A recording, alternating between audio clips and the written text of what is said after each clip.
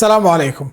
حسان بن ثابت رضي الله عنه شاعر النبي صلى الله عليه وسلم المخضرم، والذي عاش 60 سنة في الإسلام و60 سنة في الجاهلية، والذي قال فيه النبي صلى الله عليه وسلم: لا يزال روح القدس يؤيدك ما نافحت عن الله ورسوله. يحكى أنه في جاهليته دخل على أحد ملوك الغساسنة، وكان بجانبه رجلان، فسأله الملك: أتعرف هذين؟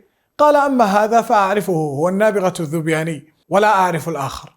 فقال له الملك: هذا هو علقمة بن عبدة الفحل، إن شئت استنشدتهما، أي طلبتهما أن ينشدان شعرا، ثم إن شئت أنشدت، وإن شئت سكت. فقال حسان بن ثابت رضي الله عنه: فإني أشاء.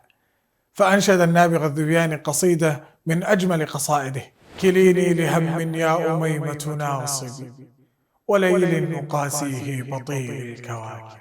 فحين أتمها النابغة الذبياني قال حسان بن ثابت رضي الله عنه: ذهب نصفي. ثم أنشد علقمة بن عبدة الفحل قصيدته قائلا: طحى بك قلب في الحسان طروب، بعيد الشباب عصر حان مشيب. فلما أتمها قال حسان رضي الله عنه: فذهب نصفي الآخر.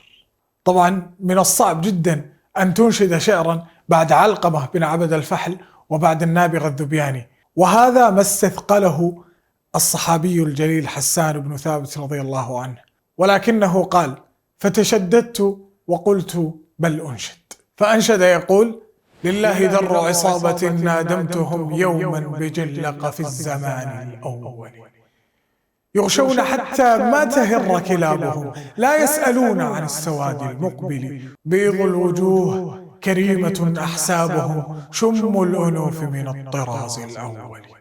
وقوله يغشون حتى ما تهر كلابهم غاية في الجمال، ويقصد به أن هؤلاء القوم من كثرة ما وفدوا عليهم من الضيوف أصبحت كلابهم لا تنبح لرؤية أحد غريب، وهذه هي عادة الكلاب.